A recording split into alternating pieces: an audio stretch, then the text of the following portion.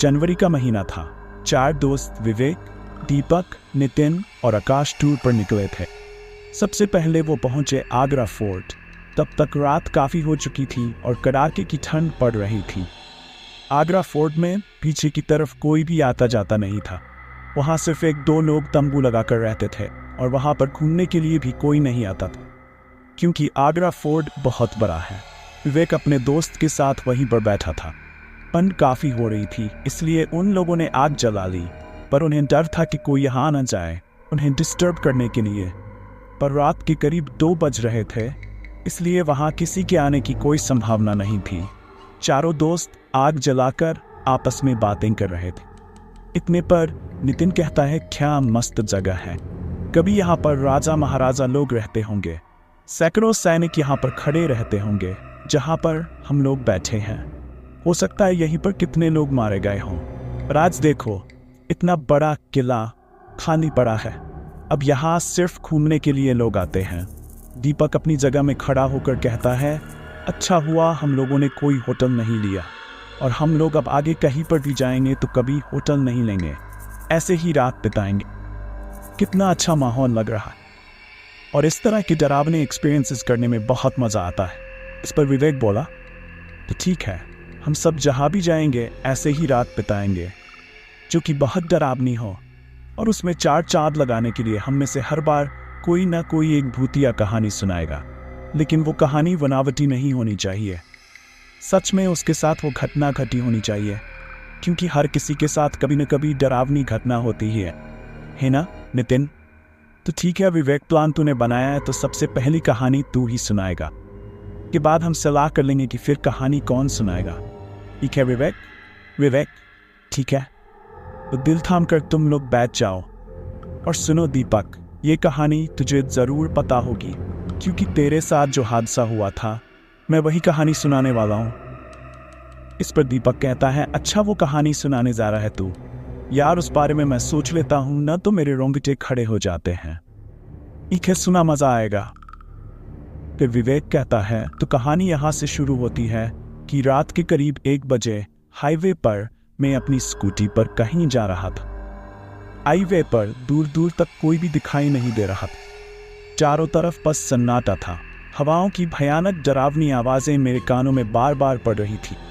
लेकिन मैं scooty drive किए जा रहा था और खुद से ही बोल रहा था, पता नहीं दीपक किस हालात में होगा, कब से दारू लेने गया था, आधी रात हो गई अभी तक नहीं लौटा। फिर मैंने स्कूटी और तेज कर दी कि तभी एक बूढ़ा इंसान सामने आ जाता था। मैंने ब्रेक लगाई और स्कूटी रुक गई। बाबा का चेहरा बहुत ही भयानक लग रहा था। मैंने तेज आवाज़ में बाबा को बोला, अरे बाबा, पूरी सड़क खाली पड़ी है, मेरी गाड़ी के सामने ही आना था आपको, अभी आपको चोट लग जाती तो। इस पर नितिन है, फिर बाबा कुछ बोले या नहीं? विवेक, वो बोले पर उनका जवाब मुझे समझ नहीं आया। बाबा बोले, चोट तो बहुत पहले ही लग चुकी है बेटा। विवेक, ऐसे चलोगे तो चोट लगेगी ही ना? इस पर बाबा बोला, हाँ लेकिन मुझे अब कभी चोट नहीं लग सकती बेटा, चाहे मुझ पर कोई गाड़ी ही क्यों न चढ़ जाए। विवेक बाबा की बात सुनकर थोड़ा हैरान हुआ। आकाश बोला, भाई हैरान तो हम लोग भी हैं। फिर विवेक ने कहा, आगे सुनो, मैंने बाबा से कहा। विवेक बाबा की बात सुनकर थोड़ा हैरान हुआ। आकाश बोला, भाई हैरान तो हम लोग भी हैं। फिर विवेक ने कहा, आगे सुनो, मैंने बाबा से कहा। ये क्या कर रहे हैं आप? इतने में बारिश होने लगी, आसमान में बिजली कड़कने लगी। मैंने सोचा ये अचानक बारिश कैसे होने लगी, भी तो आसमान बिल्कुल साफ। फिर बाबा ने कुछ ऐसा बोला जिस पर यकीन करूं या न करूं समझ नहीं आ रहा था। बाबा बोले, आसमान तो अभी भी बिल्कुल साफ है बेटा, वो ऊपर देखो। विवेक ने अपना चेहरा ऊपर उठाकर देखा तो आसमान बिल्कुल साफ था। चांद तारे साफ साफ दिखाई दे रहे थे। ये सब देखकर मैं हैरान रह गया था। तभी मैंने बाबा से कहा, बाबा ये सब कैसे हो रहा है, मुझे कुछ समझ नहीं आ रहा है। बाबा बोले, चलो वो सामने मेरी कुटिया है, तो मैं सब बताता हूँ। इस पर विवेक बोला, नहीं बाबा, मेरा दोस्त इसी रास्ते से दिन में कहीं गया था, अभी तक वापस नहीं लौटा है, मुझे उसे ढूंढना है। फिर बाबा कहने लगा, मुझे पता है तुम्हारा दोस्त कहाँ है, आओ मेरे साथ।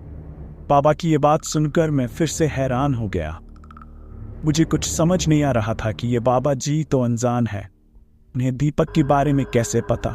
खैर मैं बाबा के पीछे पीछे उनकी कुटिया तक पहुंच गया। बाबा आओ बैठो। बाबा अंदर से लालटेन लेकर आए और उसे जलाया। मैं कुटिया के बाहर ही बैठ गया। बाबा भी ठीक मेरे सामने बैठ गए और मैंने उनसे कहा, बाबा अब जल्दी बताओ, ये सब क्या है? कहाँ है मेरा भाई? बाबा बोले, आज से 3 दिन पहले इसी रोड पर एक बहुत ही भयानक एक्सीडेंट हुआ था। विवेक बोला, हाँ बाबा मैंने सुना है, हुआ तो था एक्सीडेंट। सुना है उसमें 2 लोग मरे भी थे। बाबा तुमने बिल्कुल सही सुना है बेटा, वो दोनों बाप बेटे थे। बेटे की आत्मा अभी भी उसी जगह घूमती रहती है। विवेक ने हैरान होकर बोला, क्या सच में? बाबा हाँ, और उसकी आत्मा गलत आत्माओं के चक्कर में पड़कर खतरनाक हो गई है। अब वो उस रास्ते से निकलने वाले की जान ले लेता। विवेक बाबा की ये बात सुनकर डर गया और कहा, इसका मतलब मेरा भाई भी? नहीं, अभी नहीं। अभी तुम्हारा भाई उसकी कैद में है, मारा नहीं है उसको। विवेक को टोकते हुए आकाश बोला, पर उस आत्मा ने दीपक को अभी तक मारा नहीं था। ये बात बाबा को कैसे पता थी? यही सवाल मैंने बाबा से पूछा। बाबा ये सब आपको कैसे पता है? मुझे समझ नहीं आ रहा बाबा। बाबा सब समझ आ जाएगा, थोड़ा रुको बेटा और पूरी बात सुनो। ये जो बारिश हो रही है ये कोई आम बारिश नहीं है, उसी आत्मा ने कराई है। विवेक, बाबा आप यहाँ? ये सुनकर आकाश बोला, नितिन ये उन्हीं बाबा की आत्मा है। नितिन अबे भागो यहाँ से। नितिन और आकाश डर कर वहाँ से भाग गए। भागते भागते दोनों फोर्ट से भरा गए और एक पेड़ के नीचे बैठ गए। नितिन आकाश से बोला, भाई क्या सच में भूत था या कोई? और मैंने तो ठीक से देखा भी नहीं, एकदम वहां से भाग आया। आकाश ने हाफते हुए कहा, हाँ नितिन मैंने भी कुछ देखा नहीं, पर मुझे भी बहुत डर लग रहा है। मैं उस फोर्ट के अंदर फिर से नहीं जाने वाला भाई। तभी विवेक और दीपक धीरे धीरे चलकर उस फोर्ट से बाहर आते हैं। दीपक हंसते हुए कहता है, क्या हुआ, फट गई ना? विवेक, अरे भाई तुम्हारा चेहरा तो देखो, सारा रंग उतर गया है। शायद कुछ देर और रुकते तो तुम्हारी पतलून भी गीली हो जाती। विवेक और दीपक दोनों हंसते हुए एक दूसरे को ताली देते हैं। नितिन बोला, मतलब तुम लोग मजाक कर रहे? फिर वो इंसान कौन था? इस पर दीपक ने कहा, हाँ और नहीं तो क्या, ऐसी शुमशान और डरावनी जगह पर बैठे थे, सोचा थोड़ी मस्ती की जाए, और वो आदमी वहां का सिक्योरिटी गार्ड था। नितिन ने राहत की सांस ली और बोला, और अगर इस मजाक में हमारी जान चली जाती? विवेक ने नितिन की फिरकी लेते हुए कहा, तो क्या फिर तुम भूत बनकर हमें डराने आ जाना? विवेक और दीपक दोनों खूब हंसने लगे।